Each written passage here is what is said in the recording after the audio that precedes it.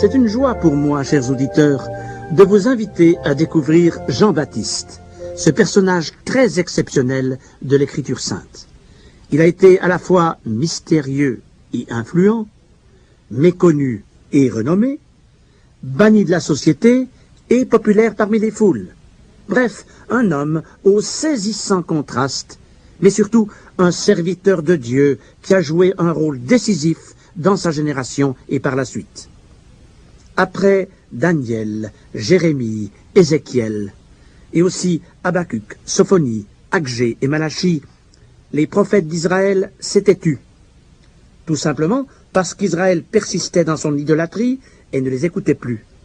Or, ce silence de Dieu allait se prolonger pendant 4 siècles, au point de devenir intolérable au peuple hébreu. Je me souviens que lorsque nous étions enfants et que nous avions fait quelques bêtises, mon père marquait sa désapprobation en gardant le silence. Ah, nous aurions préféré être punis, et il nous tardait de demander pardon pour que la relation se rétablisse. Or Israël ne supportait pas non plus que Dieu ait cessé de lui parler. Mais, au lieu de s'humilier, il s'est donné alors des prophètes de son choix, s'imaginant ainsi entendre tout de même la voix de Dieu. Les 4 siècles précédant l'ère chrétienne ont vu naître des institutions religieuses traditionnelles qui se sont profondément implantées. Les prophètes ont été remplacés par les scribes, les sadducéens, les docteurs de la loi, les pharisiens, et ce sont leurs chefs qui ont fini par crucifier le Messie. Malachie, le dernier des prophètes de l'Ancien Testament, avait annoncé, autour de l'an 420 avant Jésus-Christ, la venue du précurseur du Messie, un messager qui devait préparer le chemin devant lui. Cet événement était si important que Malachie y est revenu à la fin de son livre, dans ce qui constitue la conclusion de tout l'Ancien Testament. C'est Dieu qui parle. Je vous enverrai Élie le prophète avant que le jour de l'Éternel arrive. Il ramènera le cœur des pères à leurs enfants et le cœur des enfants à leurs pères, de peur que je ne vienne frapper le pays d'interdit. Malachie chapitre 4, versets 5 à 6. Cette déclaration a donc débouché sur les 4 siècles de silence de Dieu. Et soudain, alors que l'immense majorité des Israélites n'y pensent plus, les derniers mots de l'Ancien Testament trouvent écho dans les premiers du Nouveau Testament. Non pas les premiers mots sur le plan littéraire, si l'on considère la forme actuelle du Nouveau Testament, qui pour nous s'ouvre avec l'Évangile selon Matthieu, mais les premiers mots sur le plan chronologique, ce qui nous amène au début de l'Évangile selon Luc, où je vous invite à ouvrir votre Bible. Zacharie et Élisabeth, ce couple que nous présente Luc 1, 5, sont de ceux qui refusent le statu quo du formalisme religieux. Comme Siméon, Anne et d'autres, ils attendent la délivrance de Jérusalem. Face à l'impiété générale, Zacharie et Élisabeth se tiennent près de Dieu. Tous deux étaient justes devant Dieu, observant d'une manière irréprochable tous les commandements et toutes les ordonnances du Seigneur. Verset 6. Une piété à laquelle leur douloureuse épreuve les a probablement amenés. Ah, chers amis, aujourd'hui encore, l'épreuve ne sert-elle pas souvent de catalyseur pour revigorer la vie spirituelle? Zacharie et sa femme auraient tant désiré avoir un enfant, mais Élisabeth est stérile. Or pour eux, le miracle va se produire, l'impossible deviendra possible, et le fils qu'ils n'espéraient plus naîtra.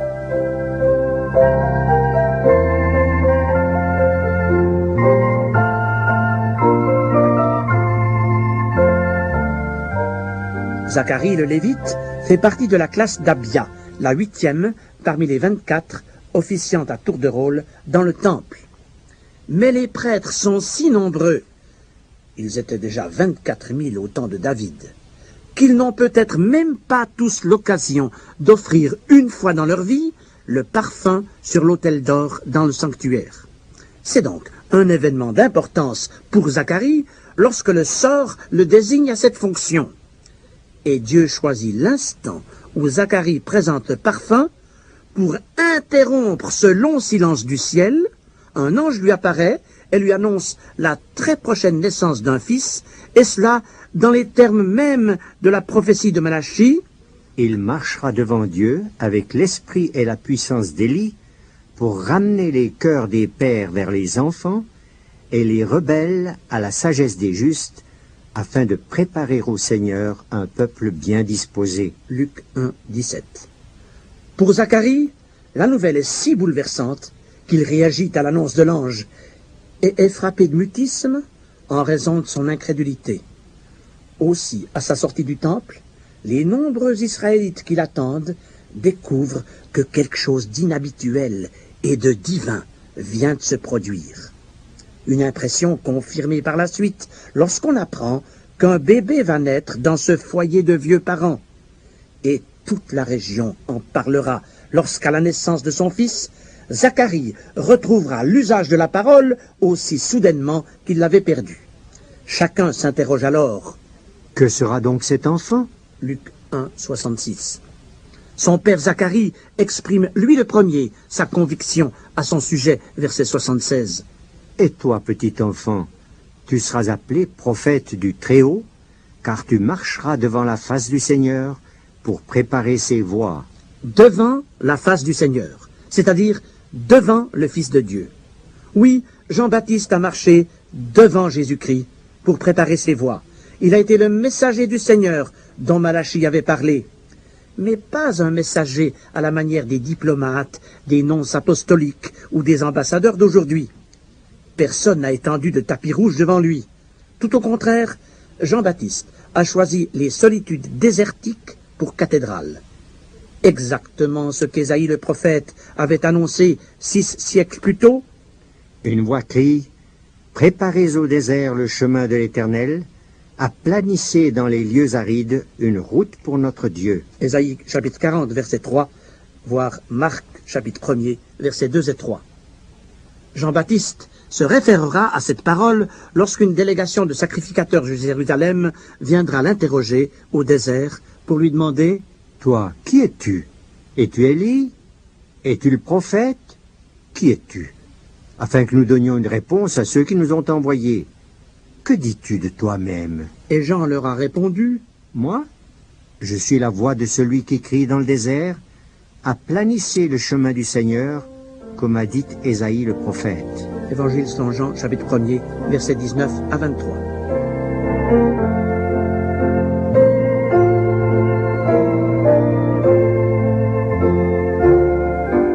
Tous les prophètes en Israël ont été formés à l'école de Dieu. À combien plus forte raison, donc, le serviteur choisi pour marcher devant le Messie a-t-il dû, lui aussi, se soumettre à cette discipline du Père Céleste? Jean n'a pas été conduit à l'université de Jérusalem, par exemple, au pied de Gamaliel à la faculté de théologie. Il n'a pas non plus fréquenté le monastère essénien de Qumran sur les rives de la mer Morte, pourtant relativement proche. Dès sa jeunesse, il est parti au désert, car nous lisons à son propos Luc 1, 80.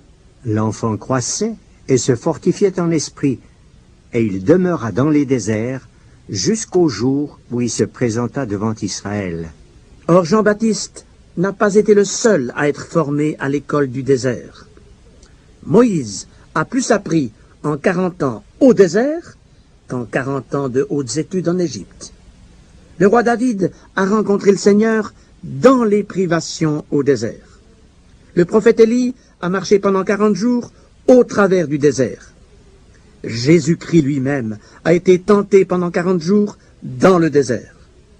L'apôtre Paul, quant à lui, a consacré 3 années précieuses à sa formation dans le désert d'Arabie. Et quelles richesses spirituelles en sont-elles découlées pour son ministère?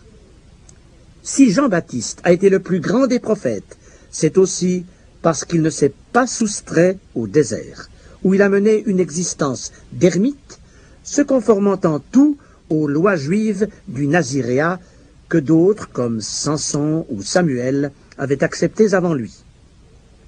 Chers amis à l'écoute, il est des connaissances qui ne s'acquièrent qu'à l'université du désert. N'est-elle pas la seule habilité à forger les caractères et à délivrer le diplôme de gagneur d'âme? Peut-être connaissez-vous en ce moment quelque chose du désert. Non pas une solitude de sable, mais quelques contrariétés morales, quelques souffrances physiques, quelques tensions spirituelles qui, en se prolongeant, vous usent. Et si le Seigneur voulait utiliser cette épreuve pour façonner en vous le caractère d'homme de Dieu, de femme de Dieu, et vous préparer à une mission pour lui? Notre génération n'a-t-elle pas besoin de messagers de l'Éternel, de Jean-Baptiste, d'hommes et de femmes qui ont le courage de leurs opinions, qui osent dévoiler le mal, comme l'a fait le précurseur du Messie à l'époque? Où sont aujourd'hui, où seront demain, les messagers de l'Éternel, les témoins de l'Évangile, les prophètes du Très-Haut, qui ne se laisseront pas neutraliser par la société de consommation, parce qu'ils consacreront aux réalités spirituelles la primeur de leur force et de leur temps? Où sont ceux qui, envoyés du Maître comme Jean-Baptiste, auront le courage d'annoncer Christ dans notre monde hostile? Jean-Baptiste a marché avant le Maître en le précédant. Il a témoigné au nom du Maître, il s'est tenu au pied du Maître, il a vécu comme le Maître, en vue du jour où il comparaîtra devant le Maître. Ces 5 étapes constitueront la trame de notre étude sur Jean-Baptiste que nous poursuivrons dans nos 4 prochaines émissions. Mes chers auditeurs, en attendant de vous retrouver à l'écoute, que le Maître de Jean-Baptiste, notre bien-aimé Sauveur Jésus-Christ, vous rencontre, vous forme à son service et vous bénisse richement.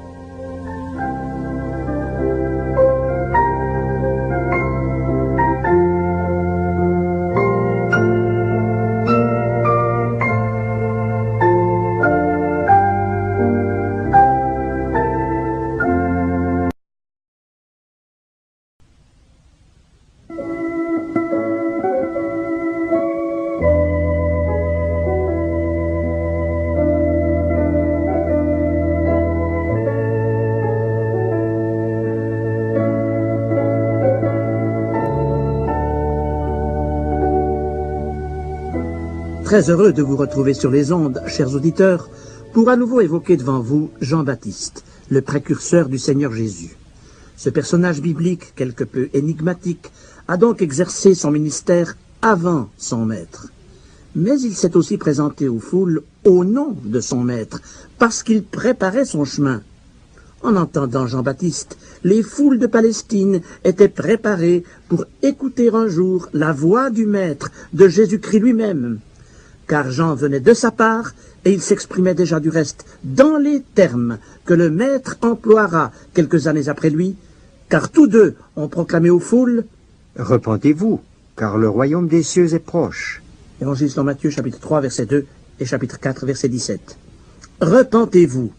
Seuls des hommes d'envergure et des esprits courageux osent, alors comme aujourd'hui, prêcher la repentance. » Élie, le grand prophète du 8e siècle avant l'ère chrétienne, avait osé affronter seul la nation d'Israël par une exhortation à la repentance. « Jusqu'à quand clocherez-vous des deux côtés?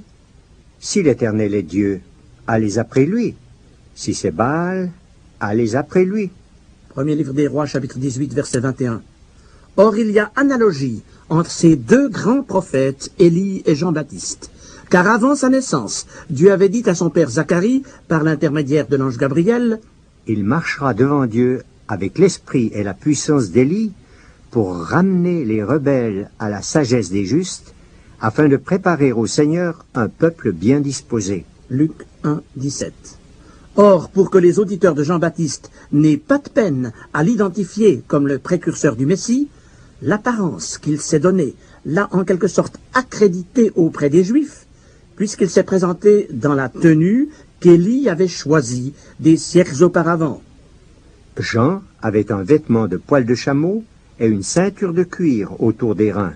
Comme le Seigneur le soulignera plus tard dans Matthieu 11, Jean-Baptiste, qui portait un manteau de poil de chameau, était bien plus grand que les rois revêtus d'habits précieux dans les palais.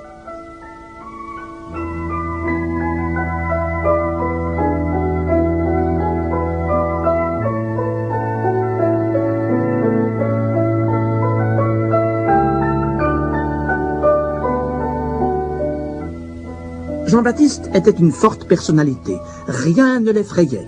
Il dénonçait la violence et la débauche avec véhémence. Il plaidait la cause des humbles et reprenait vertement les orgueilleux.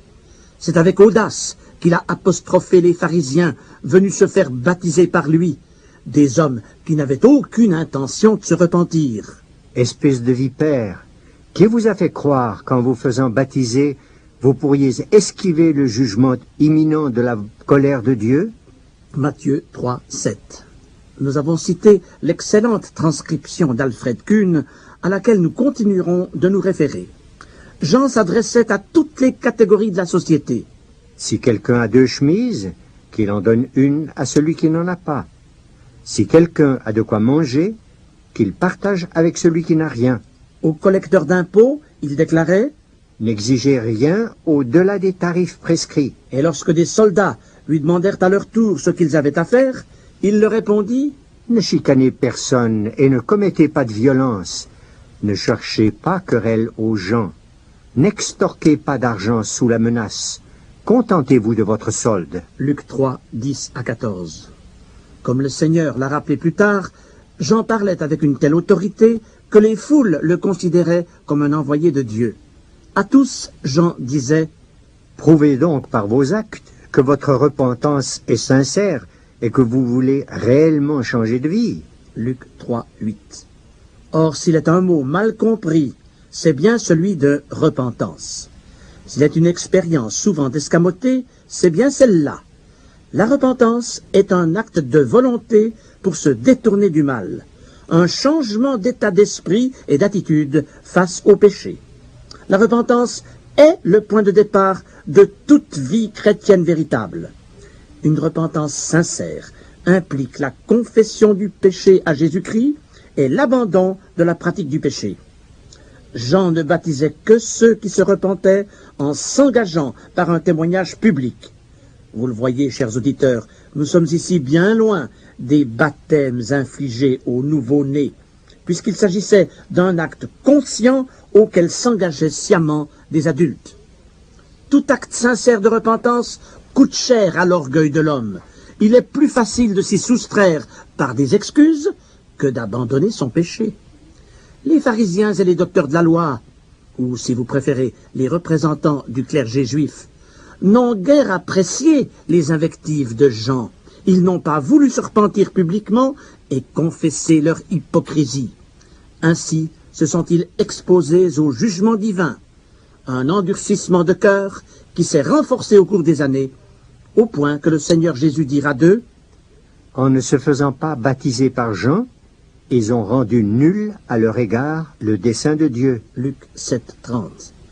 Et dire qu'il y avait pour ces terribles hommes qui ont fini par crucifier Christ un merveilleux dessein d'amour et de grâce de la part de Dieu, un plan duquel ils se sont privés en refusant de se repentir devant Jean-Baptiste au désert.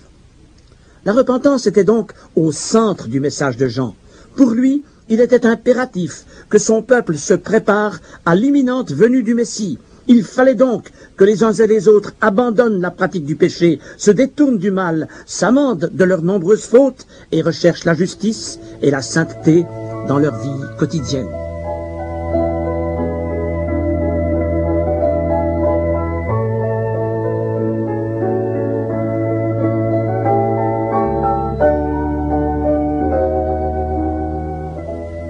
Cependant, le message de Jean-Baptiste allait bien au-delà d'un sermon moralisateur ou d'une véhémente invective contre les coupables encourant les foudres du jugement. Il était pénétré d'espérance, puisque tous ses discours se focalisaient sur la personne du Messie qui allait bientôt se manifester.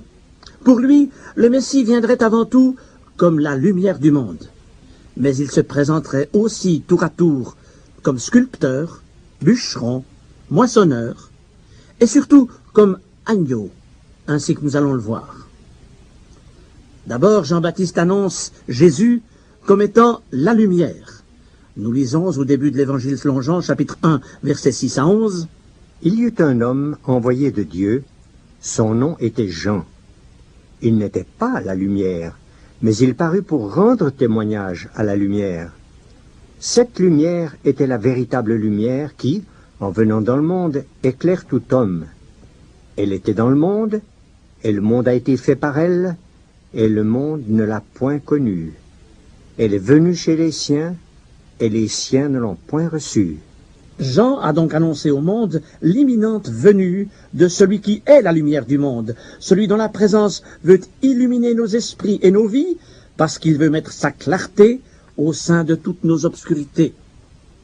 Puis Jean a entrevu un autre aspect du ministère de Jésus-Christ, lorsqu'il a dit au chef des Juifs, « Ne vous mettez pas à dire en vous-même, « Nous avons Abraham pour père », car je vous déclare que de ces pierres, Dieu peut susciter des enfants à Abraham. D'une pierre sans vie, Dieu peut susciter un enfant à Abraham. C'est-à-dire que Jésus-Christ est prêt à changer notre cœur de pierre en cœur de chair. Divin sculpteur, il aimerait produire en nous une œuvre durable, afin que nous devenions des pierres vivantes, capables d'entrer dans la structure de l'édifice de son Église. Les enfants d'Abraham, selon l'Esprit, remplaceront donc, pour un temps, les fils d'Abraham selon la chair. En d'autres termes, les non-juifs qui se convertiront prendront momentanément la place des fils d'Israël, et cela en attendant leur réhabilitation, car à l'égard de la nation d'Israël, le Seigneur agira comme un bûcheron. Déjà même, la cognée est mise à la racine des arbres. Tout arbre donc qui ne produit pas de bons fruits sera coupé et jeté au feu. Autrement dit, Israël, qui n'a pas porté les fruits que Dieu attendait, sera retranché pour un temps de ses privilèges religieux et dispersé loin de son pays, jusqu'au moment où il sera ramené dans son territoire et réintégré dans sa mission. Par ailleurs, la vision de Jean-Baptiste se polarisait encore sur le retour de Jésus-Christ en gloire pour juger le monde. Le Seigneur présidera alors à la moisson universelle, c'est-à-dire au jugement des nations. C'est pourquoi il aura son vent à la main, il nettoiera son aire et il amassera le blé dans son grenier, mais il brûlera la paille dans un feu qui ne s'éteint point. Luc 3, 17. À l'époque de Jean-Baptiste, les moissonneuses-batteuses n'existaient pas, mais on utilisait le vent, V-A-N, un panier à fond plat dans lequel on secouait le grain pour que l'enveloppe s'en détache. Exactement ce que le divin juge fera lorsqu'il séparera ceux qui ont Dieu dans leur cœur de ceux qui ne l'ont que sur leurs lèvres. Chers amis, dans quelle catégorie êtes-vous? Êtes-vous le grain ou la paille? Faites-vous partie de cette immense majorité de chrétiens d'étiquette qui, parce qu'ils ont été baptisés, qu'ils ont fait leur première communion ou leur confirmation, pensent qu'ils sont en règle avec Dieu, alors qu'ils ne sont pas pour autant sauvés du péché, parce qu'ils ne se sont jamais repentis et qu'ils n'ont pas reconnu en Christ leur sauveur personnel. Aussi, le Saint-Esprit n'est pas en eux, et de ce fait, ils ne possèdent pas la vie éternelle. Or, le point culminant de la prédication de Jean-Baptiste les concerne de premier chef. Lorsque le prophète a vu venir à lui le Messie, il s'est écrié « Voici l'agneau de Dieu qui ôte le péché du monde. » Jean 1, 29. Jésus-Christ n'est pas seulement lumière, sculpteur, bûcheron ou moissonneur. Il est avant tout agneau, l'agneau de Dieu. L'agneau qui a été sacrifié, immolé à la croix du calvaire, où il a versé son sang pour l'expiation du péché des hommes. Nous en reparlerons dans notre prochain entretien sur les ondes. Mes chers amis, n'attendez ni la prochaine émission, ni même la fin de cette journée, pour venir à l'agneau de Dieu qui ôte le péché du monde, car en cet instant, il voudrait devenir votre sauveur personnel pour l'éternité.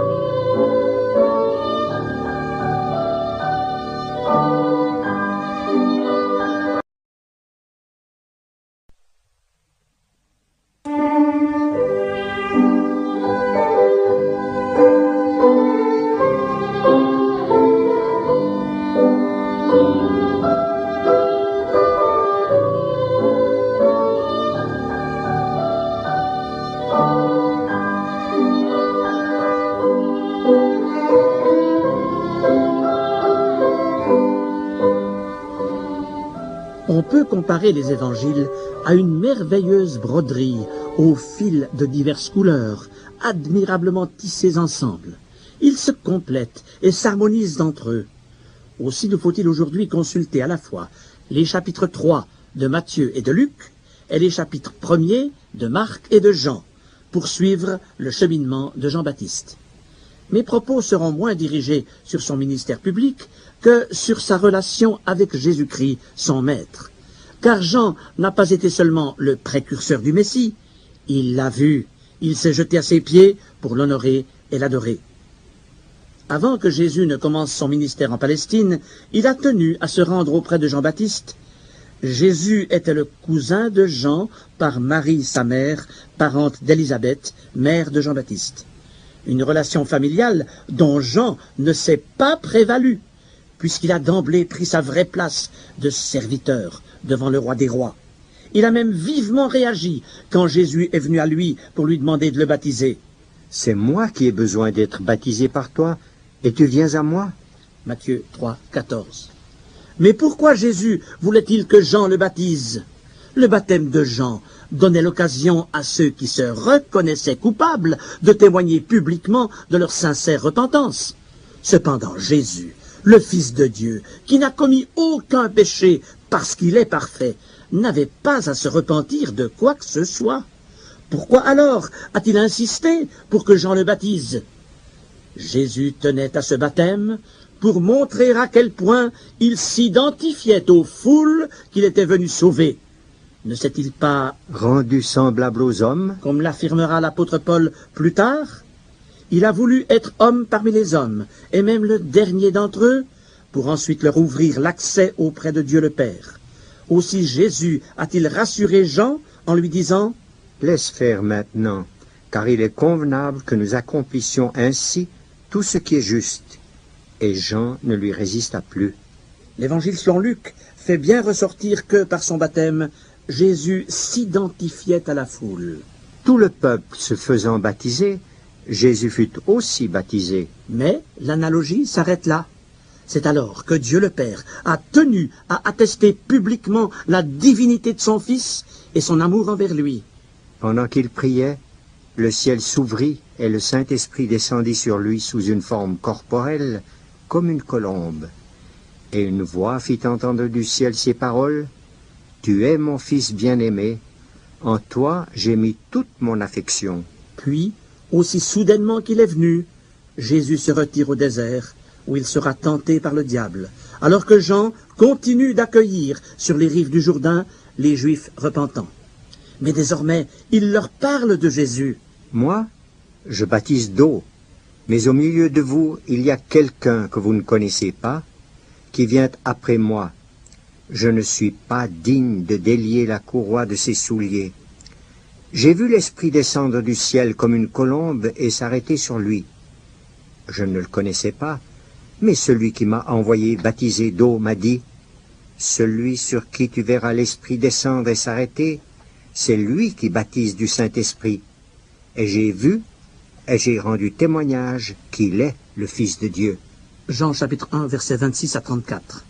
J'ai vu, je ne suis pas digne, c'est lui qui baptise du Saint-Esprit, il est le Fils de Dieu. Jean-Baptiste n'est pas seulement convaincu de l'origine divine de son cousin, il sait que Jésus va commencer incessamment son ministère, et désormais il ne veut qu'une position d'arrière-plan. Il désire que les foules se détournent de lui pour s'approcher de Jésus.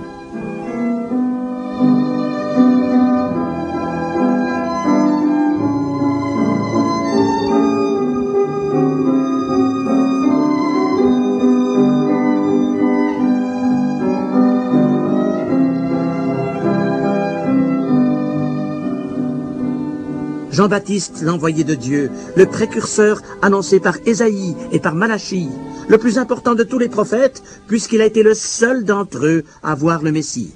Certes, Jean était grand aux yeux de Dieu. Jésus lui-même le confirmera plus tard.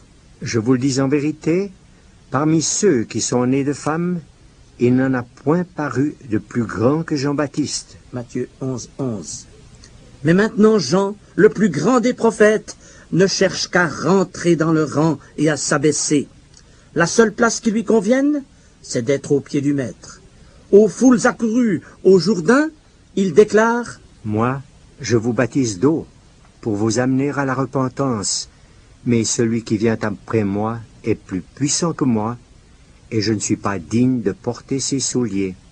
Lui, il vous baptisera du Saint-Esprit et de feu. » Je ne suis pas digne de porter ses souliers, ou, comme nous le lisons dans les évangiles de Luc et de Jean, je ne suis pas digne de délier la courroie de ses souliers. Oh, combien l'extrême humilité de Jean l'élève à nos yeux.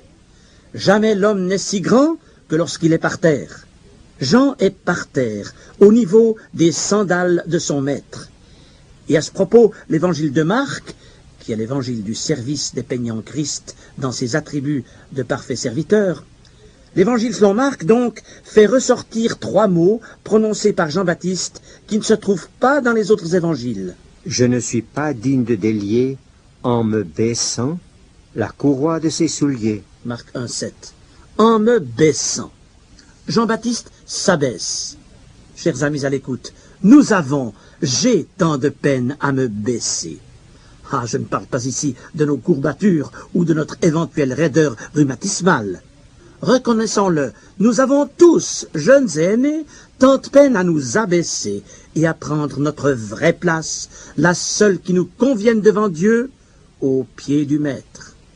Même dans l'Église du Seigneur, tant d'hommes et de femmes se prennent tellement au sérieux qu'ils regardent les autres de haut. Que dis-je? Que nous regardons notre prochain du haut de notre prétendue grandeur. En notre époque d'humanisme effronté, où l'homme se met à la place de Dieu, le chrétien se laisse trop souvent et parfois inconsciemment porter au pinacle de l'ambition par cet irrésistible courant ascendant que le Nouveau Testament appelle l'orgueil de la vie. Même dans l'Église, il est des fidèles, voire des conducteurs spirituels prêts à se battre entre eux pour sauvegarder leur position et leur fonction, ou encore arrêter l'office qu'ils convoitent. Mais le Saint-Esprit en est contristé, la gloire de Dieu en est ternie, car chaque fois que l'homme se met en avant, il assombrit l'image de marque de son Seigneur. Dans l'histoire de l'Église, aucun mouvement de réveil authentique ne s'est jamais produit sans qu'il soit précédé d'un profond sentiment d'indignité. À quand donc les prières d'humiliation et de repentir au sein du peuple de Dieu? Ah, il est plus facile de maintenir devant les hommes une vie de piété et un zèle religieux que de dire, comme Jean-Baptiste, « Je ne suis pas digne. » Accepterons-nous enfin de nous abaisser comme Jean-Baptiste et de devenir à la fois petits à nos yeux et les derniers devant ceux qui nous entourent?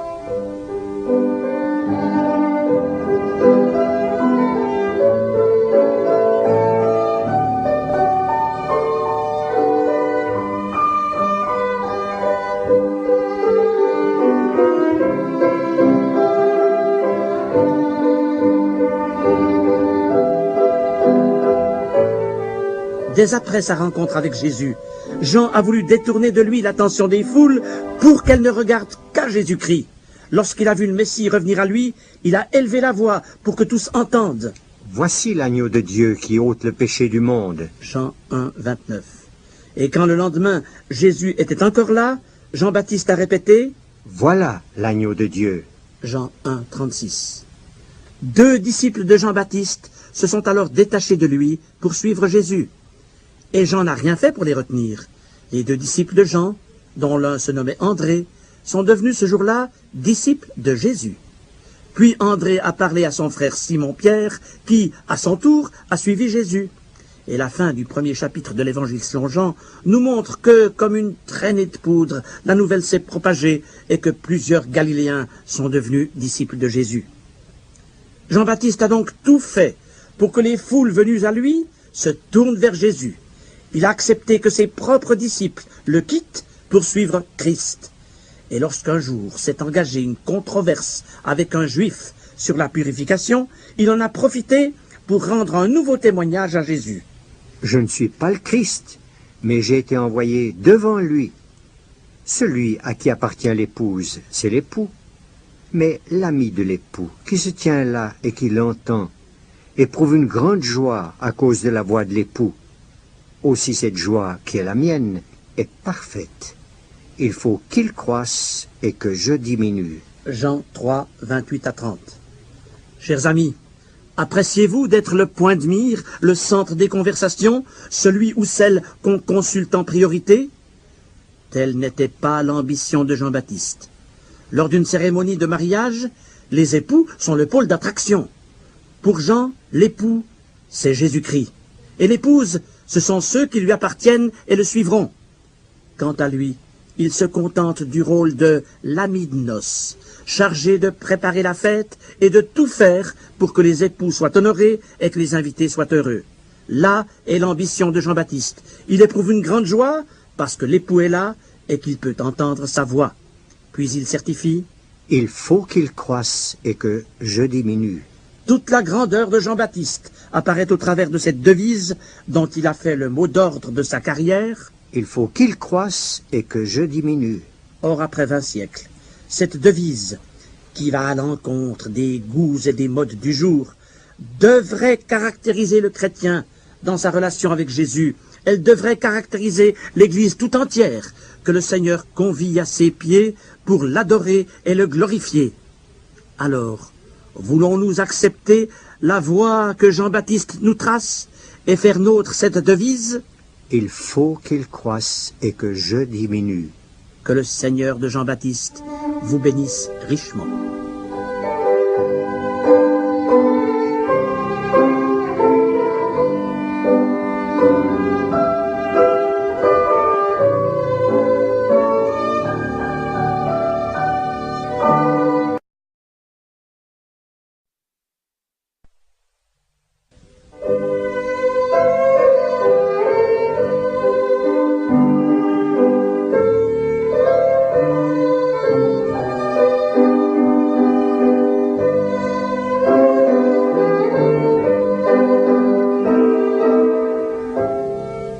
Chers auditeurs, la semaine dernière, nous avons vu comment Jean-Baptiste a été suscité pour préparer le chemin de son maître Jésus-Christ.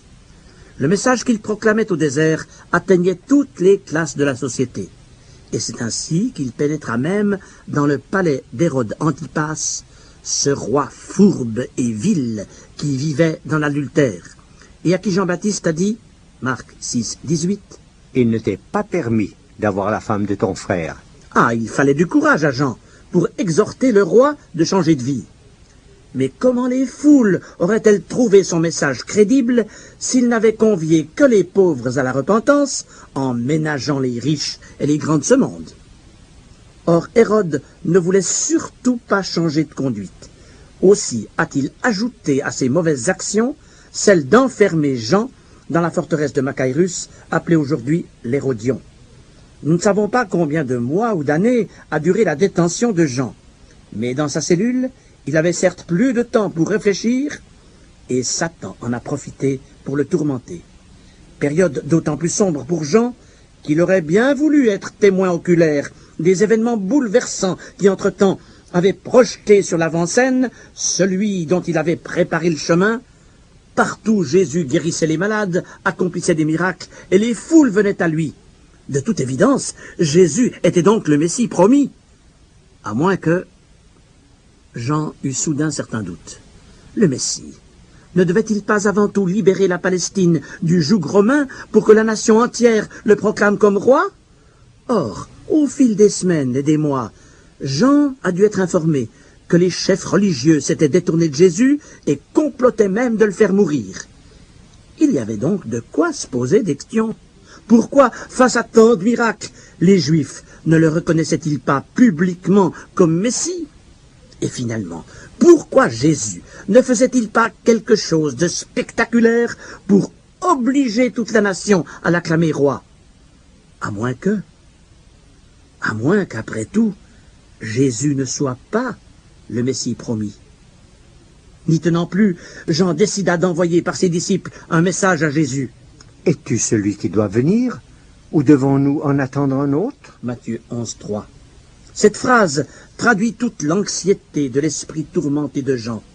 Ah, chers amis, le plus grand des prophètes a eu ses moments de perplexité et de doute. Il a été, lui aussi, la cible des accusations perfides du diable. Satan, nous dit Apocalypse chapitre 12, verset 10, est l'accusateur des frères. Non pas l'accusateur des mondains, des inconvertis, mais celui des frères, c'est-à-dire des enfants de Dieu. Alors, avons-nous lieu d'être surpris que le diable se fasse un malin plaisir de nous viser aussi par ses attaques, cherchant à neutraliser nos volontés et à paralyser notre résistance spirituelle? Cependant, comment pouvons-nous parer à ces flèches empoisonnées? L'Écriture nous dit: Prenez le bouclier de la foi, avec lequel vous pourrez éteindre tous les traits enflammés du malin. Épître aux Éphésiens, chapitre 6, verset 16. Par sa réponse, Jésus a en quelque sorte tendu le bouclier de la foi à Jean jusque dans sa prison. L'Ancien Testament avait prévu que les miracles messianiques authentifieraient celui que Dieu allait envoyer. Or Jean ne devait-il pas à son tour interpréter par l'Écriture sainte les événements dont il était le témoin à distance depuis sa cellule de prisonnier?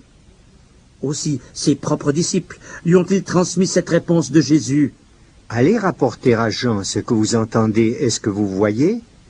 Les aveugles voient, les boiteux marchent, les lépreux sont purifiés, les sourds entendent, les morts ressuscitent, et la bonne nouvelle est annoncée aux pauvres. Heureux celui pour qui je ne serai pas une occasion de chute. Matthieu 11, versets 4 à 6. Peut-être que les disciples de Jean ont encore pu lui communiquer quelque chose de leur enthousiasme, puisqu'à l'heure même, selon Luc 7, Jésus avait opéré plusieurs guérisons extraordinaires.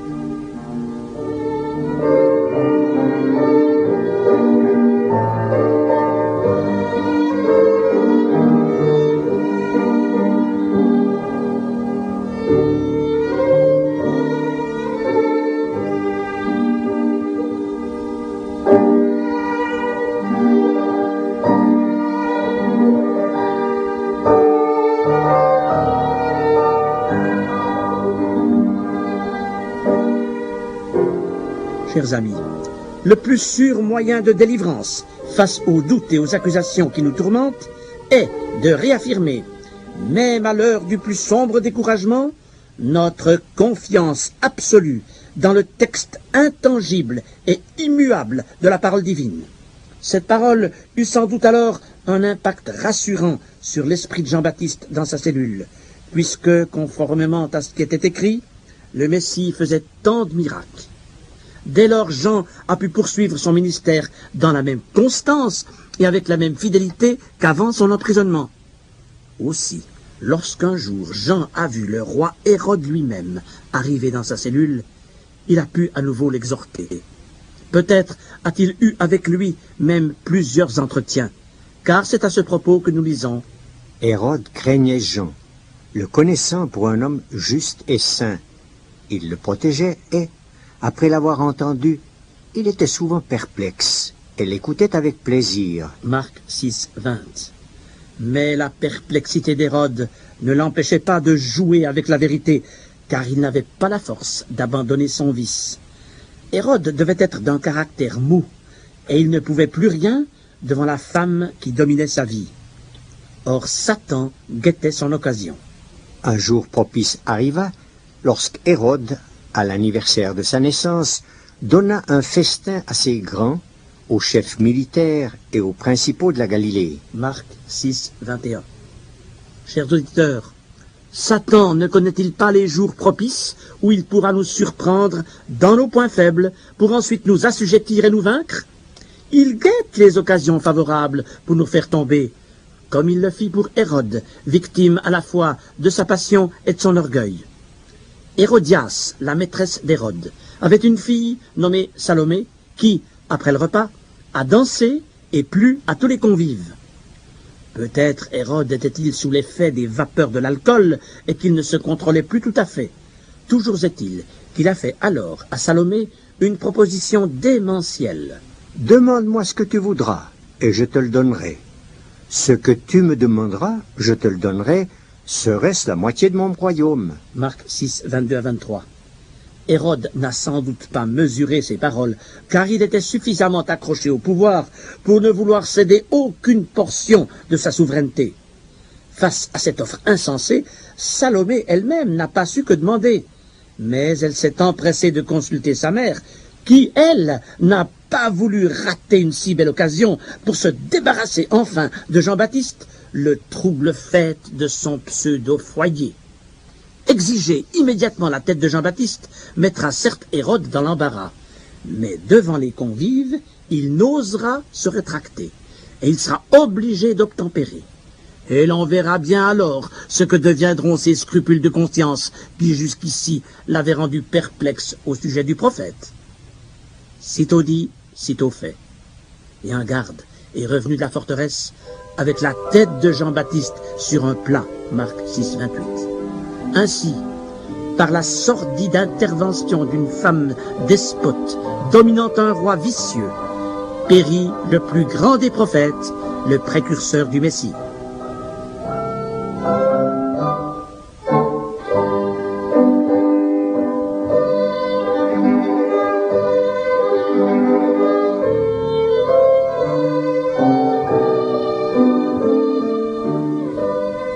Cependant, Jean-Baptiste mort, son souvenir n'a cessé de hanter la conscience du roi Hérode. Le roi Hérode entendit parler de Jésus, dont le nom était devenu célèbre, et il dit « Jean-Baptiste est ressuscité des morts, et c'est pour cela qu'il se fait par lui des miracles. » Marc 6, 14. Une hantise qui sans doute s'est accrue au fil des années.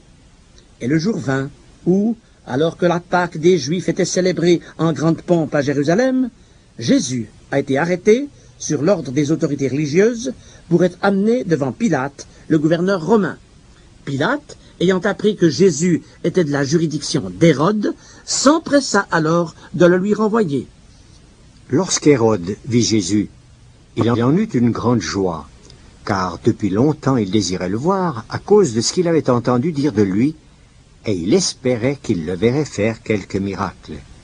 Il lui adressa beaucoup de questions, mais Jésus ne lui répondit rien.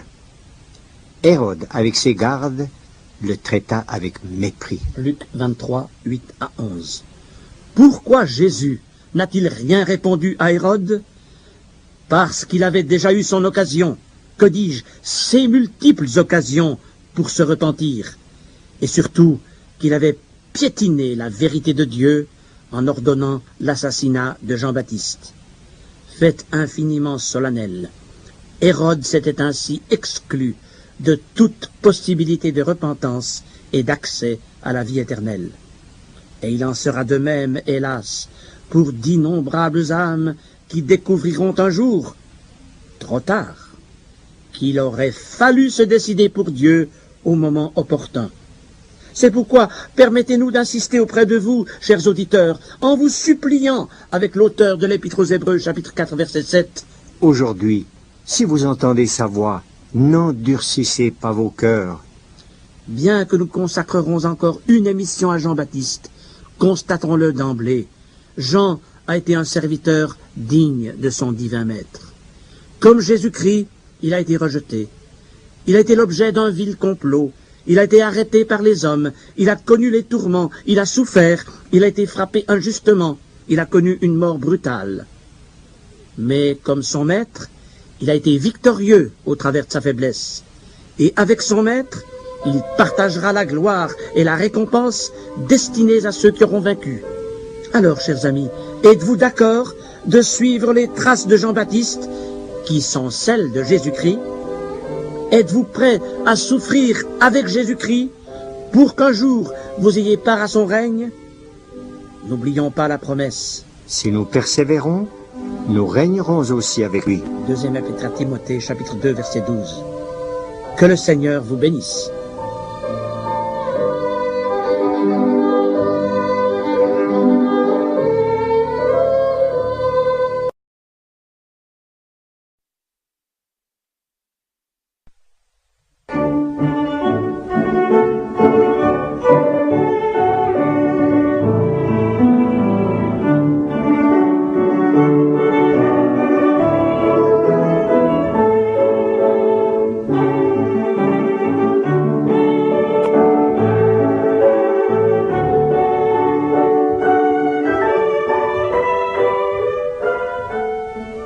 Jean-Baptiste a achevé sa carrière en prison.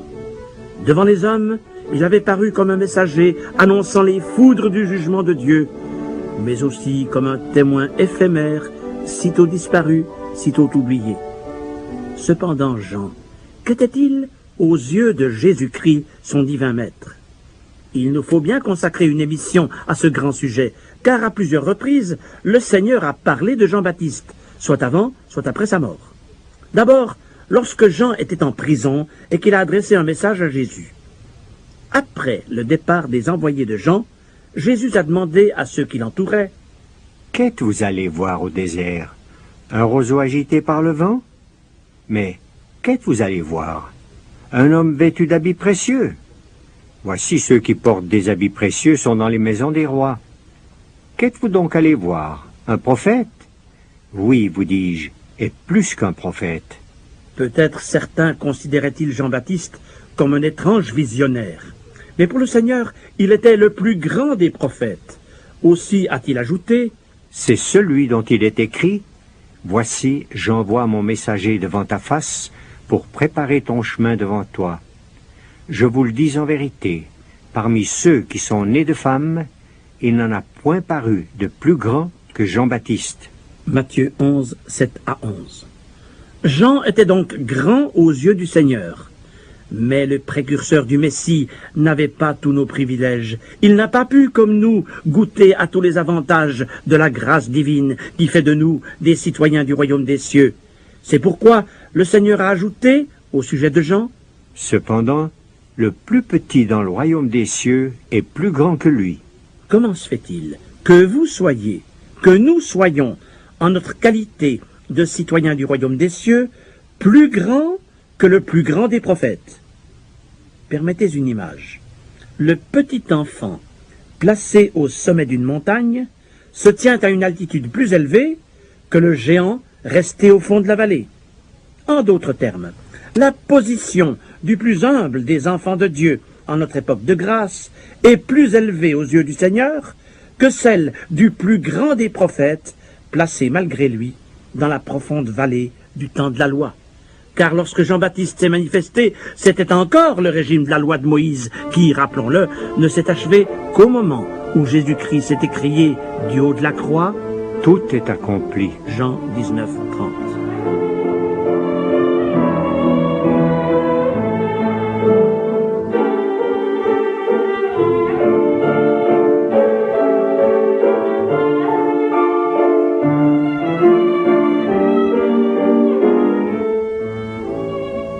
Passons plus loin. Un jour, les disciples se sont approchés de Jésus pour lui demander: « Pourquoi donc les scribes disent-ils qu'Élie doit venir premièrement ?» Matthieu 17, 10.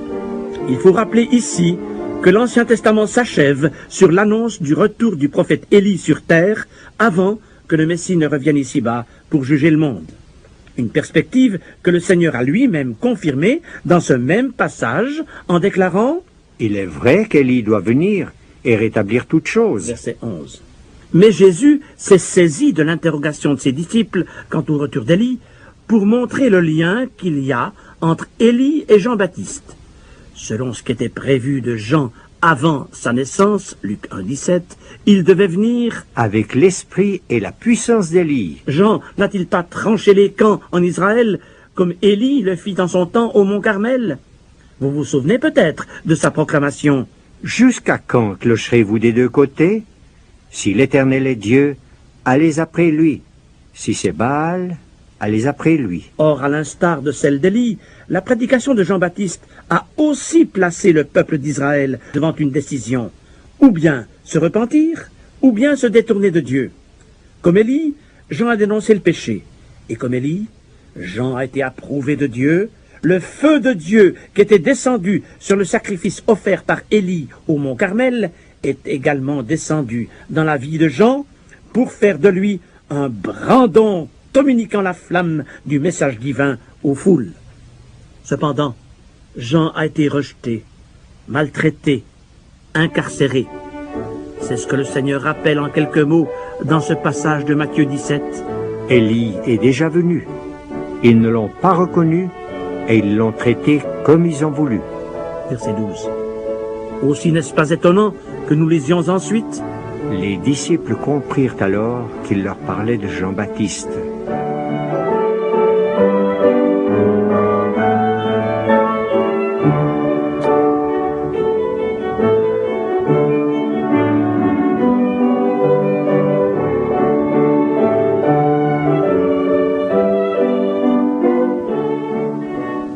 Nouvelle occasion où Jésus-Christ évoque Jean-Baptiste, c'est lorsque les pharisiens et les docteurs de la loi lui ont demandé: Par quelle autorité fais-tu ces choses? Et qui t'a donné cette autorité? Matthieu 21, verset 23. Alors Jésus les a mis dans l'embarras, leur posant à son tour une question: Le baptême de Jean, d'où venait-il? Du ciel ou des hommes? L'attitude des pharisiens face à ce problème laisse apparaître toute l'hypocrisie qui les caractérisait. Écoutons-les discuter entre eux. Si nous répondons du ciel, il nous dira: Pourquoi donc n'avez-vous pas cru en lui? Et si nous répondons des hommes, nous avons à craindre la foule, car tous tiennent Jean pour un prophète. Devant ce dilemme, ils se sont dérobés à la vérité pour répondre à Jésus: Nous ne savons. Nous ne savons. C'est grave de prétendre ne pas savoir quand on sait fort bien. Et dire qu'en notre fin de siècle, il y en a beaucoup qui savent fort bien que la Bible et son message procèdent de Dieu, mais ne veulent pas se repentir de leurs fautes, préférant adopter une attitude d'indifférence devant le plaidoyer de grâce adressé du ciel aux hommes. Chers amis à l'écoute, vous ne pourrez pas toujours dire « nous ne savons, je ne sais pas », car ce que vous apprenez de la parole de Dieu, ce que vous entendez en ce moment même de l'appel du Seigneur, répercuté très imparfaitement par cette modeste émission, vous rend responsable devant Dieu face à l'éternité.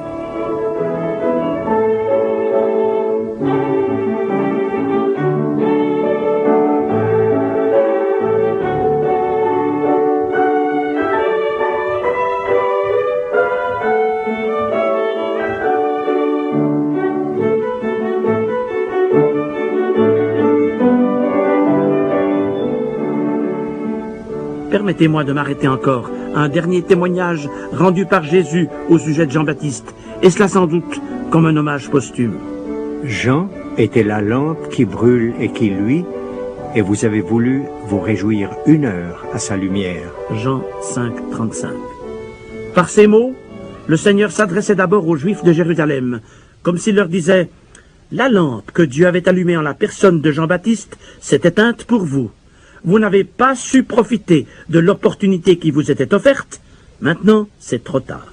Vous avez refusé la grâce de Dieu et vous avez choisi vous-même votre sort éternel de perdition, loin de la lumière divine. Un verdict confirmé d'ailleurs par cette autre parole du Seigneur prononcée à cette même époque. Les pharisiens et les docteurs de la loi, en ne se faisant pas baptiser par lui, ont rendu nul à leur égard le dessein de Dieu. Luc 7, 30. Comme nous l'avons déjà dit, Dieu avait un dessein de grâce et d'amour, même pour ces pharisiens et ces docteurs de la loi, qui par la suite l'ont condamné.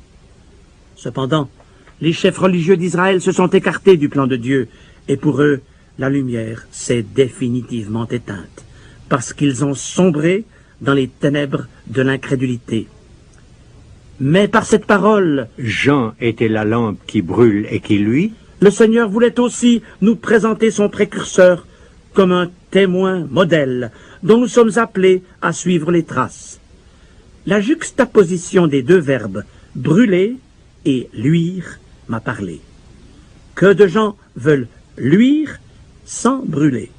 Résultat, ils ne brillent ni ne brûlent. Car nul ne peut luire sans brûler d'abord. En d'autres termes, nul ne peut apporter la lumière divine dans le monde sans qu'auparavant le feu de Dieu ne le consume. Notre génération n'a que faire des beaux parleurs qui prêchent un évangile social et qui scintillent comme des feux follets sans éclairer ni réchauffer. Elle attend le message de Dieu transmis par des hommes et des femmes qui ne se ménagent pas et qui ont renoncé à tout parce que leur cœur brûle de l'amour divin pour les âmes. Chers amis, Jean fut la lumière qui brûle et qui luit. Il aurait pu connaître les honneurs humains, mais il a préféré la solitude du désert. Il aurait pu se nourrir de repas princiers, il s'est contenté des sauterelles des rives du Jourdain.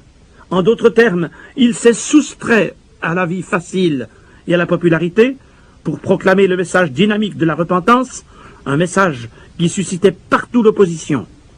Or, aujourd'hui, nous avons à présenter, comme Jean-Baptiste, un message qui tranche, celui de la croix du calvaire. Scandale pour les Juifs et folie pour les païens, mais puissance de Dieu et sagesse de Dieu pour ceux qui sont appelés, tant juifs que grecs. Premier épître aux Corinthiens, chapitre 1er, versets 23 à 24.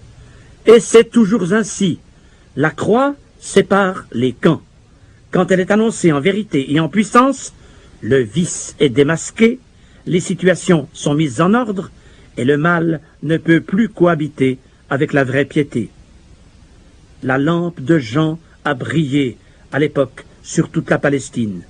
Mais, tel un rayon laser, cette lumière franchit l'histoire pour transpercer les ténèbres de notre époque d'immoralité et d'oubli de Dieu. Chers amis, ne pensez-vous pas que notre génération a besoin de nouveaux Jean-Baptiste qui, avec un cœur brûlant de l'amour de Dieu, détourneront les âmes de la perdition? Chers amis, ne pensez-vous pas que notre génération a besoin de nouveaux Jean-Baptiste qui, avec un cœur brûlant de l'amour de Dieu, détourneront les âmes de la perdition éternelle pour les amener à la vie éternelle? Oh, qu'à l'instar de Jean-Baptiste, nous remplissions tous les conditions qui permettront au Seigneur de nous employer pour la propagation de son évangile et pour le salut des âmes. Et pour cela, soyons prêts d'être comme Jean-Baptiste, rejetés avec le Maître.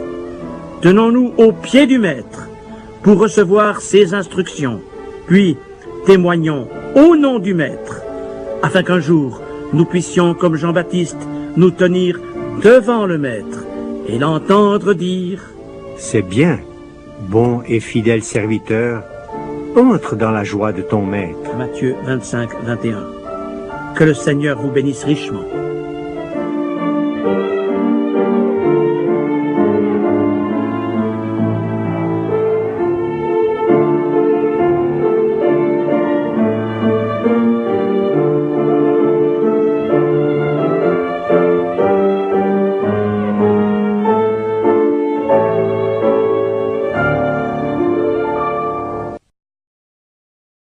Ne seront pas neutralisés par la société de consommation parce qu'ils consacreront aux réalités spirituelles la primeur de leur force et de leur temps.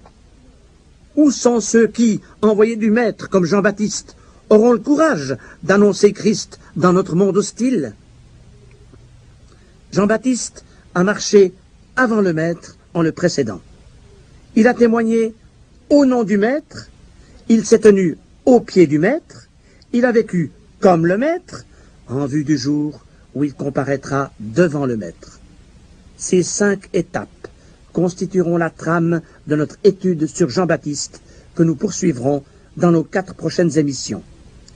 Mes chers auditeurs, en attendant de vous retrouver à l'écoute, que le Maître de Jean-Baptiste, notre bien-aimé Sauveur Jésus-Christ, vous rencontre, vous forme à son service et vous bénisse richement.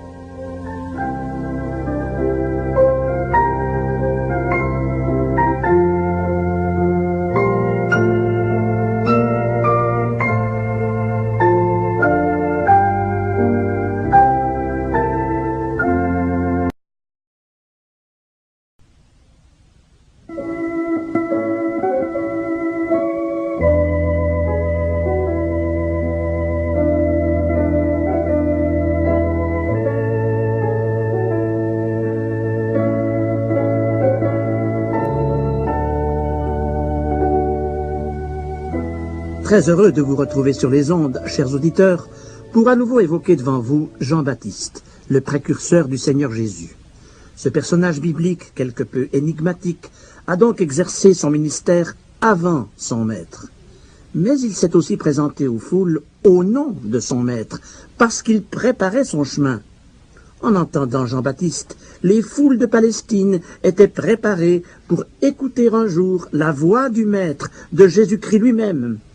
Car Jean venait de sa part, et il s'exprimait déjà du reste dans les termes que le Maître emploiera quelques années après lui, car tous deux ont proclamé aux foules « Repentez-vous, car le royaume des cieux est proche. » Évangile selon Matthieu, chapitre 3, verset 2, et chapitre 4, verset 17. « Repentez-vous. » Seuls des hommes d'envergure et des esprits courageux osent, alors comme aujourd'hui, prêcher la repentance. Élie, le grand prophète du 8e siècle avant l'ère chrétienne, avait osé affronter seul la nation d'Israël par une exhortation à la repentance. « Jusqu'à quand clocherez-vous des deux côtés? Si l'Éternel est Dieu, allez après lui. Si c'est Baal, allez après lui. » Premier livre des Rois, chapitre 18, verset 21. Or, il y a analogie entre ces deux grands prophètes, Élie et Jean-Baptiste. Car avant sa naissance, Dieu avait dit à son père Zacharie, par l'intermédiaire de l'ange Gabriel, « Il marchera devant Dieu avec l'esprit et la puissance d'Élie pour ramener les rebelles à la sagesse des justes, afin de préparer au Seigneur un peuple bien disposé. » Luc 1, 17. Or, pour que les auditeurs de Jean-Baptiste n'aient pas de peine à l'identifier comme le précurseur du Messie, l'apparence qu'il s'est donnée l'a en quelque sorte accrédité auprès des Juifs, puisqu'il s'est présenté dans la tenue qu'Élie avait choisie des siècles auparavant.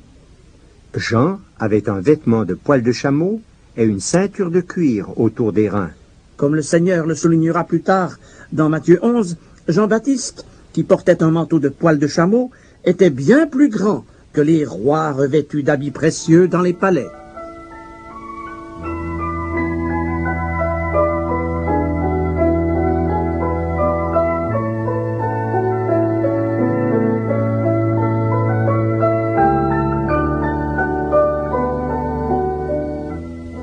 Jean-Baptiste était une forte personnalité. Rien ne l'effrayait. Il dénonçait la violence et la débauche avec véhémence. Il plaidait la cause des humbles et reprenait vertement les orgueilleux. C'est avec audace qu'il a apostrophé les pharisiens venus se faire baptiser par lui, des hommes qui n'avaient aucune intention de se repentir. « Espèce de vipère, qui vous a fait croire qu'en vous faisant baptiser, vous pourriez esquiver le jugement imminent de la colère de Dieu ?» Matthieu 3, 7. Nous avons cité l'excellente transcription d'Alfred Kuhn, à laquelle nous continuerons de nous référer. Jean s'adressait à toutes les catégories de la société. « Si quelqu'un a 2 chemises, qu'il en donne une à celui qui n'en a pas.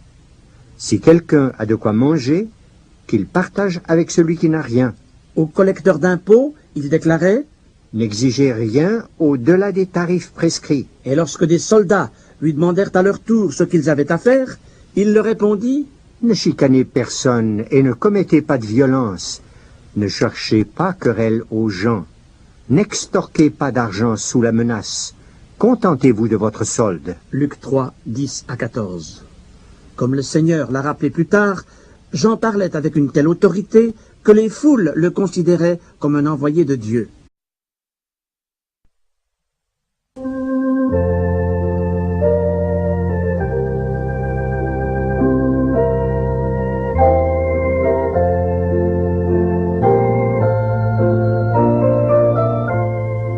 C'est une joie pour moi, chers auditeurs, de vous inviter à découvrir Jean-Baptiste, ce personnage très exceptionnel de l'Écriture sainte. Il a été à la fois mystérieux et influent, méconnu et renommé, banni de la société et populaire parmi les foules.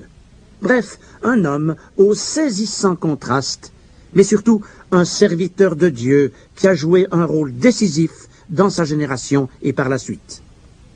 Après Daniel, Jérémie, Ézéchiel, et aussi Habacuc, Sophonie, Agé et Malachie, les prophètes d'Israël s'étaient tus. Tout simplement parce qu'Israël persistait dans son idolâtrie et ne les écoutait plus. Or, ce silence de Dieu allait se prolonger pendant 4 siècles, au point de devenir intolérable au peuple hébreu. Je me souviens que lorsque nous étions enfants et que nous avions fait quelques bêtises, mon père marquait sa désapprobation en gardant le silence. Ah, nous aurions préféré être punis, et il nous tardait de demander pardon pour que la relation se rétablisse. Or Israël ne supportait pas non plus que Dieu ait cessé de lui parler. Mais, au lieu de s'humilier, il s'est donné alors des prophètes de son choix, s'imaginant ainsi entendre tout de même la voix de Dieu. Les 4 siècles précédant l'ère chrétienne ont vu naître des institutions religieuses traditionnelles qui se sont profondément implantées. Les prophètes ont été remplacés par les scribes, les sadducéens, les docteurs de la loi, les pharisiens, et ce sont leurs chefs qui ont fini par crucifier le Messie. Malachie, le dernier des prophètes de l'Ancien Testament, avait annoncé, autour de l'an 420 avant Jésus-Christ, la venue du précurseur du Messie, un messager qui devait préparer le chemin devant lui. Cet événement était si important que Malachie y est revenu à la fin de son livre dans ce qui constitue la conclusion de tout l'Ancien Testament. C'est Dieu qui parle. Je vous enverrai Élie le prophète avant que le jour de l'Éternel arrive. Il ramènera le cœur des pères à leurs enfants et le cœur des enfants à leurs pères, de peur que je ne vienne frapper le pays d'interdit. Malachie chapitre 4, versets 5 à 6. Cette déclaration a donc débouché sur les 4 siècles de silence de Dieu. Et soudain, alors que l'immense majorité des Israélites n'y pensent plus, les derniers mots de l'Ancien Testament trouvent écho dans les premiers du Nouveau Testament. Non pas les premiers mots sur le plan littéraire, si l'on considère la forme actuelle du Nouveau Testament, qui pour nous s'ouvre avec l'Évangile selon Matthieu, mais les premiers mots sur le plan chronologique, ce qui nous amène au début de l'Évangile selon Luc, où je vous invite à ouvrir votre Bible. Zacharie et Élisabeth, ce couple que nous présente Luc 1, 5, sont de ceux qui refusent le statu quo du formalisme religieux. Comme Siméon, Anne et d'autres, ils attendent la délivrance de Jérusalem. Face à l'impiété générale, Zacharie et Élisabeth se tiennent près de Dieu. Tous deux étaient justes devant Dieu, observant d'une manière irréprochable tous les commandements et toutes les ordonnances du Seigneur. Verset 6. Une piété à laquelle leur douloureuse épreuve les a probablement amenés. Ah, chers amis, aujourd'hui encore, l'épreuve ne sert-elle pas souvent de catalyseur pour revigorer la vie spirituelle? Zacharie et sa femme auraient tant désiré avoir un enfant, mais Élisabeth est stérile. Or pour eux, le miracle va se produire, l'impossible deviendra possible, et le fils qu'ils n'espéraient plus naîtra.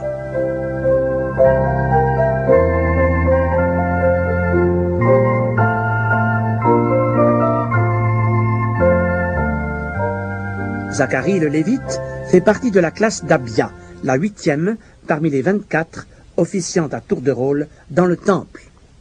Mais les prêtres sont si nombreux, ils étaient déjà 24 000 au temps de David, qu'ils n'ont peut-être même pas tous l'occasion d'offrir une fois dans leur vie le parfum sur l'autel d'or dans le sanctuaire. C'est donc un événement d'importance pour Zacharie lorsque le sort le désigne à cette fonction. Et Dieu choisit l'instant où Zacharie présente le parfum pour interrompre ce long silence du ciel. Un ange lui apparaît et lui annonce la très prochaine naissance d'un fils, et cela dans les termes mêmes de la prophétie de Malachie. Il marchera devant Dieu avec l'esprit et la puissance d'Élie pour ramener les cœurs des pères vers les enfants et les rebelles à la sagesse des justes, afin de préparer au Seigneur un peuple bien disposé. Luc 1, 17. Pour Zacharie, la nouvelle est si bouleversante qu'il réagit à l'annonce de l'ange et est frappé de mutisme en raison de son incrédulité. Aussi, à sa sortie du temple, les nombreux Israélites qui l'attendent découvrent que quelque chose d'inhabituel et de divin vient de se produire. Une impression confirmée par la suite lorsqu'on apprend qu'un bébé va naître dans ce foyer de vieux parents. Et toute la région en parlera lorsqu'à la naissance de son fils, Zacharie retrouvera l'usage de la parole aussi soudainement qu'il l'avait perdue. Chacun s'interroge alors. Que sera donc cet enfant? Luc 1, 66. Son père Zacharie exprime lui le premier sa conviction à son sujet, verset 76. Et toi, petit enfant, tu seras appelé prophète du Très-Haut, car tu marcheras devant la face du Seigneur pour préparer ses voies. Devant la face du Seigneur, c'est-à-dire devant le Fils de Dieu.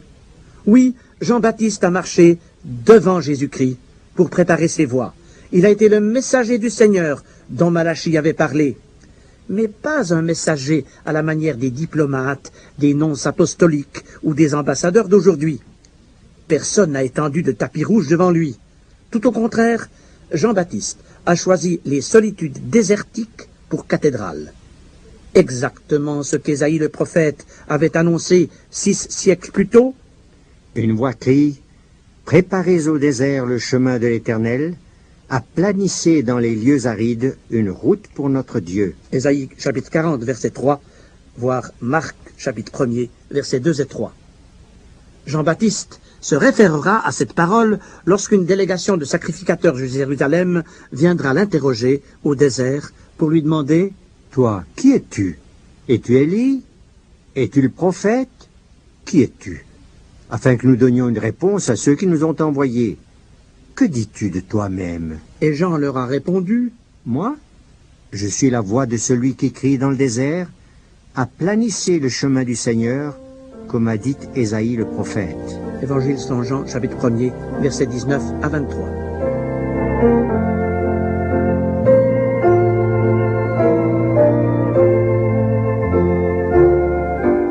Tous les prophètes en Israël ont été formés à l'école de Dieu. À combien plus forte raison, donc, le serviteur choisi pour marcher devant le Messie a-t-il dû, lui aussi, se soumettre à cette discipline du Père Céleste? Jean n'a pas été conduit à l'université de Jérusalem, par exemple, au pied de Gamaliel à la faculté de théologie. Il n'a pas non plus fréquenté le monastère essénien de Qumran sur les rives de la mer Morte, pourtant relativement proche. Dès sa jeunesse, il est parti au désert, car nous lisons à son propos Luc 1, 80.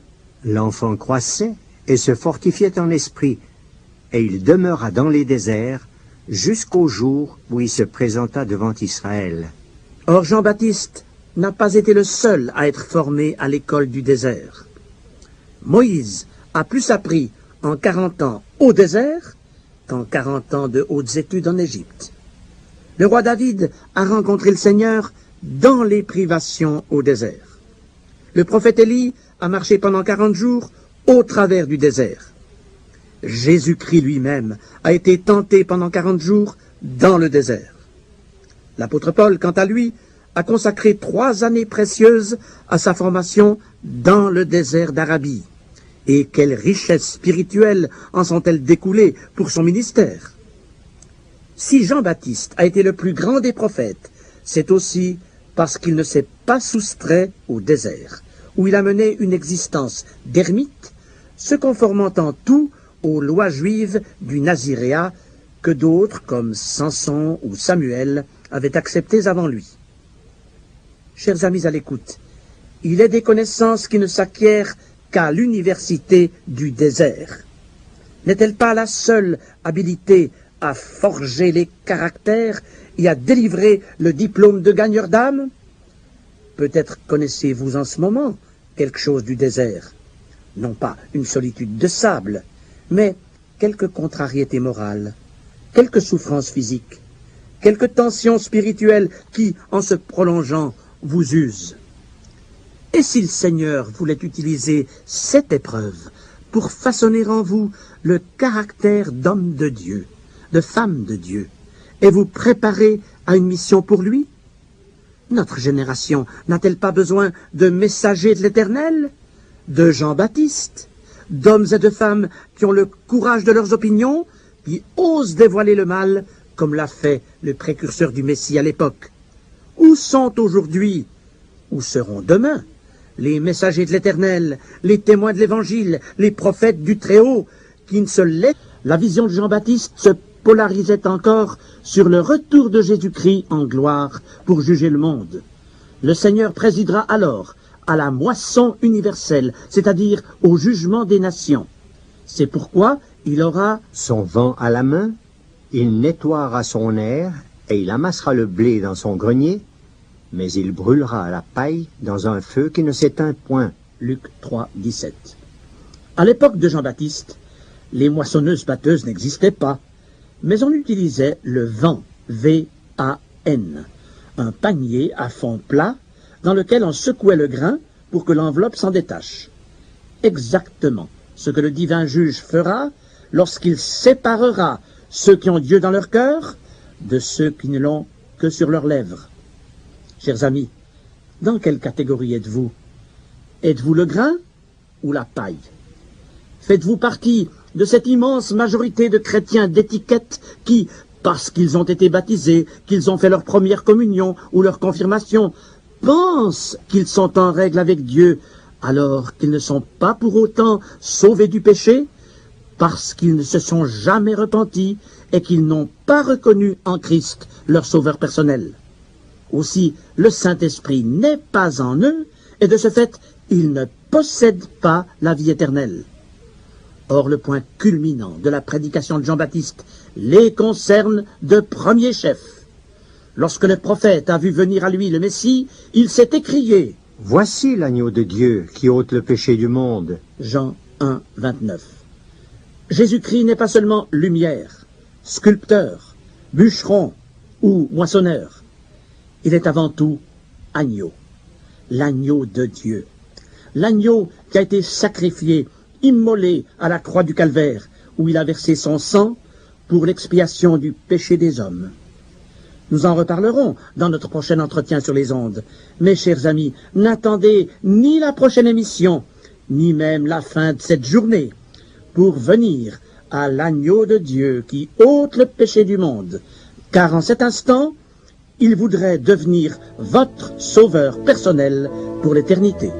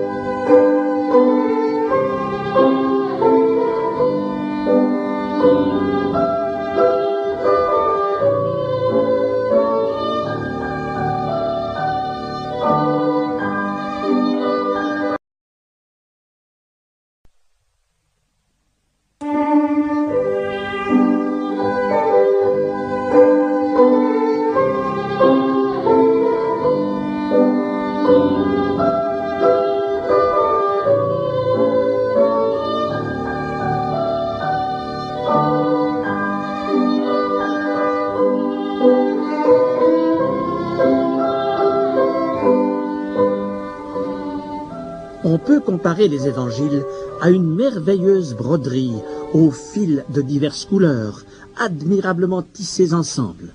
Ils se complètent et s'harmonisent entre eux.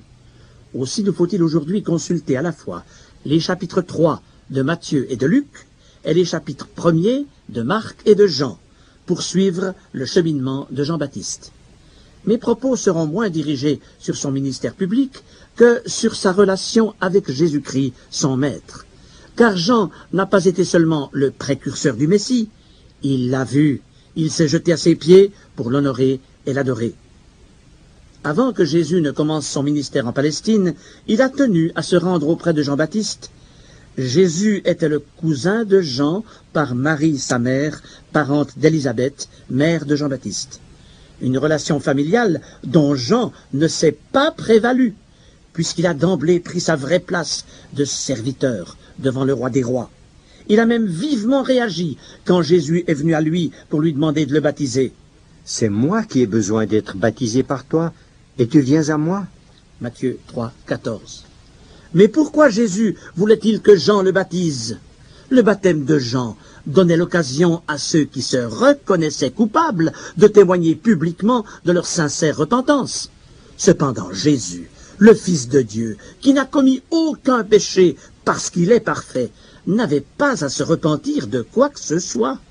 Pourquoi alors a-t-il insisté pour que Jean le baptise? Jésus tenait à ce baptême pour montrer à quel point il s'identifiait aux foules qu'il était venu sauver. Ne s'est-il pas rendu semblable aux hommes, comme l'affirmera l'apôtre Paul plus tard? Il a voulu être homme parmi les hommes, et même le dernier d'entre eux, pour ensuite leur ouvrir l'accès auprès de Dieu le Père. Aussi Jésus a-t-il rassuré à tous. Jean disait: prouvez donc par vos actes que votre repentance est sincère et que vous voulez réellement changer de vie. Luc 3, 8. Or, s'il est un mot mal compris, c'est bien celui de repentance. S'il est une expérience souvent escamotée, c'est bien celle-là. La repentance est un acte de volonté pour se détourner du mal, un changement d'état d'esprit et d'attitude face au péché. La repentance est le point de départ de toute vie chrétienne véritable. Une repentance sincère implique la confession du péché à Jésus-Christ et l'abandon de la pratique du péché. Jean ne baptisait que ceux qui se repentaient en s'engageant par un témoignage public. Vous le voyez, chers auditeurs, nous sommes ici bien loin des baptêmes infligés aux nouveau-nés, puisqu'il s'agissait d'un acte conscient auquel s'engageaient sciemment des adultes. Tout acte sincère de repentance coûte cher à l'orgueil de l'homme. Il est plus facile de s'y soustraire par des excuses que d'abandonner son péché. Les pharisiens et les docteurs de la loi, ou si vous préférez, les représentants du clergé juif, n'ont guère apprécié les invectives de Jean. Ils n'ont pas voulu se repentir publiquement et confesser leur hypocrisie. Ainsi se sont-ils exposés au jugement divin, un endurcissement de cœur qui s'est renforcé au cours des années, au point que le Seigneur Jésus dira d'eux: en ne se faisant pas baptiser par Jean, ils ont rendu nul à leur égard le dessein de Dieu. Luc 7, 30. Et dire qu'il y avait pour ces terribles hommes qui ont fini par crucifier Christ un merveilleux dessein d'amour et de grâce de la part de Dieu, un plan duquel ils se sont privés en refusant de se repentir devant Jean-Baptiste au désert. La repentance était donc au centre du message de Jean. Pour lui, il était impératif que son peuple se prépare à l'imminente venue du Messie. Il fallait donc que les uns et les autres abandonnent la pratique du péché, se détournent du mal, s'amendent de leurs nombreuses fautes et recherchent la justice et la sainteté dans leur vie quotidienne.